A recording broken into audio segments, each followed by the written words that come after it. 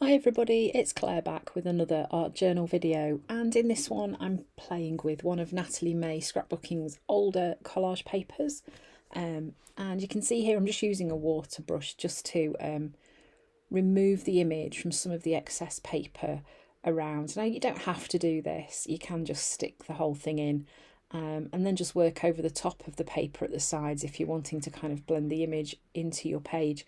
But this is like a really quick way, and using a water brush is a really nice way to get that softer edge to your paper. And you can see it's so easy.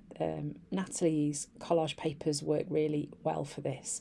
So I am taking the bird off this one. I decided I didn't want the bird there for this one. So like, even if you get an image that's got a bit on that you don't want to use, you can just get rid of it. You don't have to use it.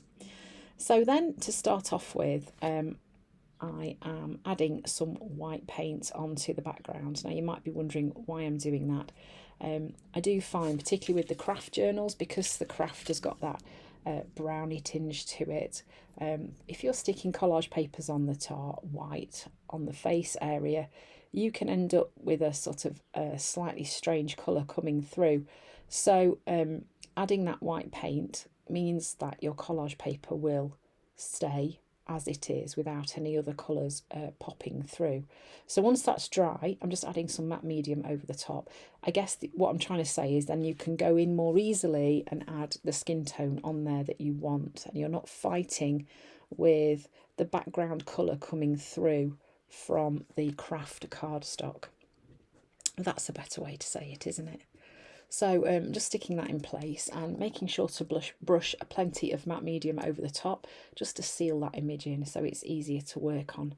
And now I'm adding some other bits of collage paper onto the background too, so that starts to break up that blank page. Some of these are Natalie May's collage papers as well, but you can just as easily make your own collage papers if you don't have access to commercially made ones. You know, it's not difficult. If you have any of Dina Wakley's blank collage tissue paper, you can easily use that to create your own. You can do them with any stamps that you might have. You can add stamping onto them to create your own collage papers.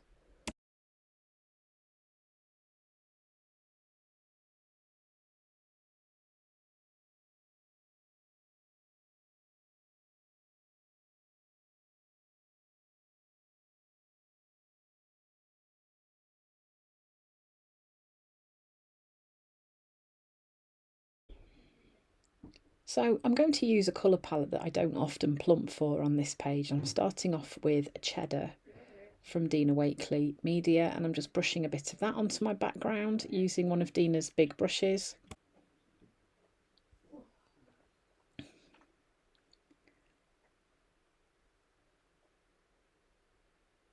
And I'm also pulling that paint across to the right hand side of the page just so that balances it up a little bit. Next, after washing my brush and giving it a little dry, I'm going in with Lemon. So I'm using analogous colours that work together next to each other on the colour wheel. They're always going to play nicely together, and you're not going to have to worry about creating mud by using these colours that are friends. So yeah, and you can see I'm just pulling that colour carefully round the focal point, not taking it onto the image.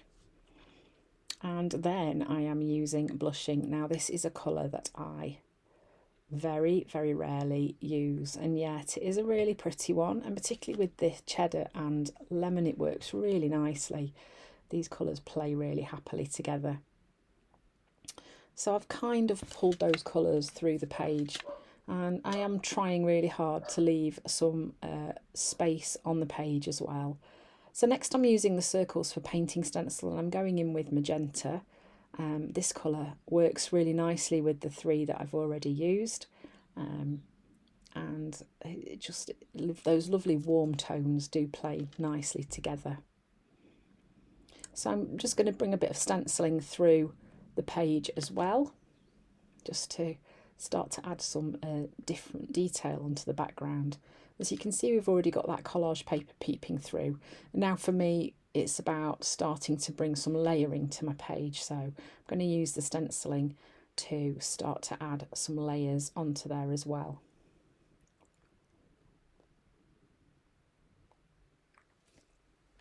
So this is the floor tiles stencil, also from Dina Wakley Media. I'm pretty sure that this is the permanent red violet light from Amsterdam acrylic that I'm using now.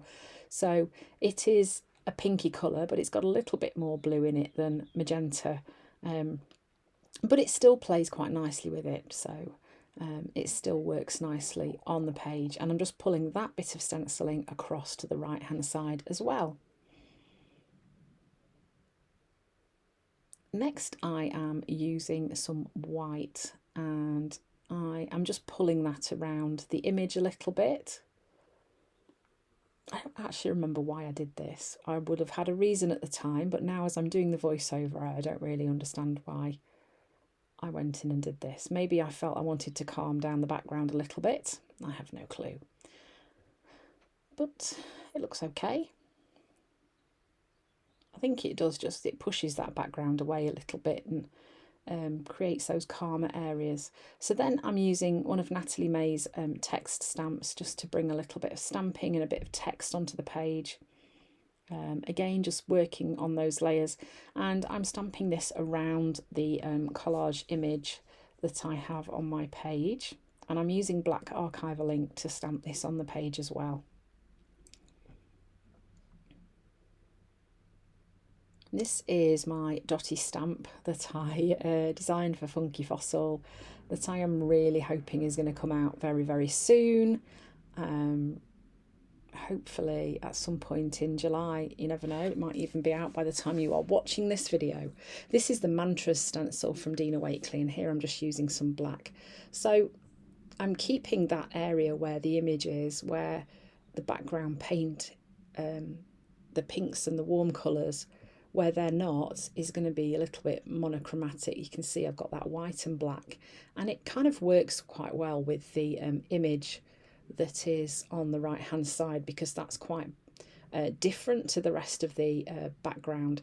So I've pulled that stenciling over to the left as well, and that balances the page up. And then just going in and adding some white splatters as well helps with the blending of the image onto the page, and it's also such a lovely artsy way to finish off a journal page.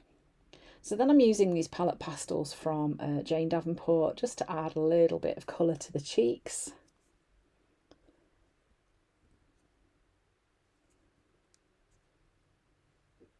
And then one of Dina's scribble sticks with a water brush just to pick up some pigment to pop a little bit on the lips.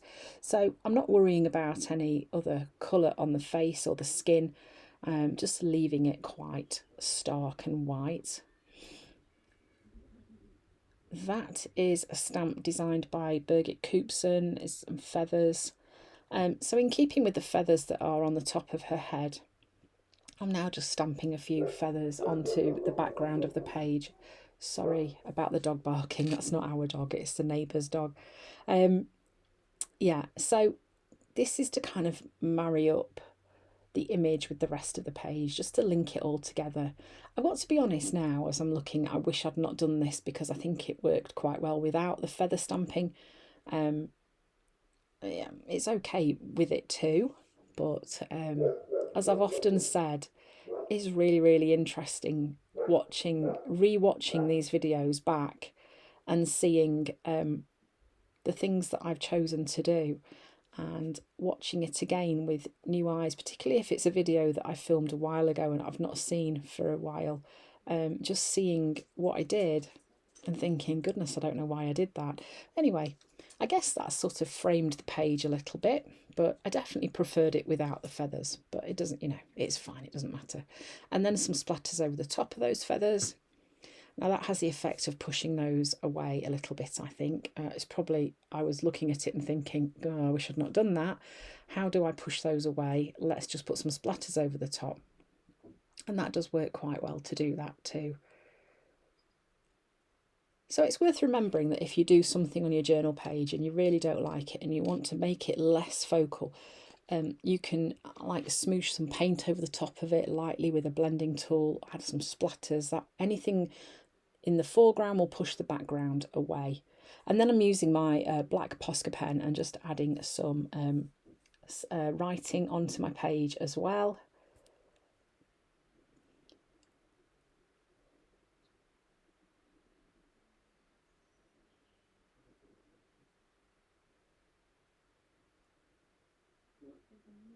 I think my pen must have been running out a little bit.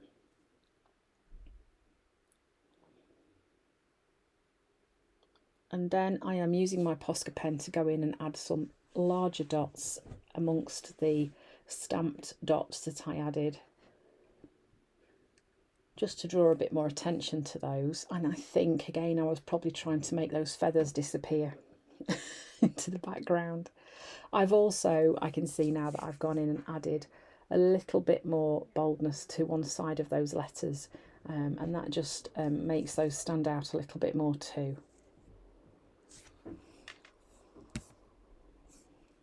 So you can see this page went through quite a lot of processes really to get to this stage. Here I think I was just trying to add some fluorescent pink over the top of the writing to see whether I liked how it looked or not. And I'm thinking I decided that I did like it, so then went and added some over the rest of it. So this is a Molotow pen. It's an acrylic paint pen and it's a neon pink. I went for a while where I couldn't get hold of neon Posca pens, and so tried this brand, and actually they're quite nice. They're quite a nice pen, they're quite opaque and work quite well. So there we go, that's this page. It went through lots of different stages. There are lots of layers on this page, but you've been able to see how I've brought those layers together to create that quite dynamic page. So thanks for watching. I hope you've enjoyed the video and I hope to see you again soon.